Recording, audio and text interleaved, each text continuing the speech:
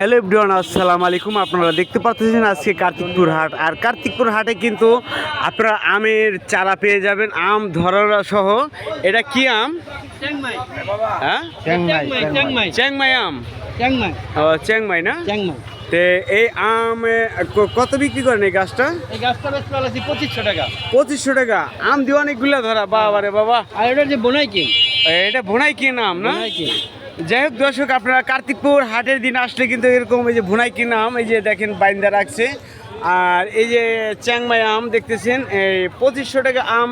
একটা, দুইটা, তিনটা, চারটা, পাঁচটা, ছয়টা, সাতটা, আটটা, নয়টা, 10টা, 11টা আম দর্শক।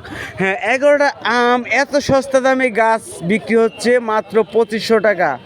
আর 2500 টাকার বিনিময়ে কিন্তু আপনারা কার্তিকপুর বাজারে হাটের দিন আর কি আসলে আপনারা পেয়ে যাবেন এই আম। তো দর্শক, আপনারা দেখতেছেন এই আমের চারা যদি কিনেন কার্তিকপুর বাজারে আসতে পারেন।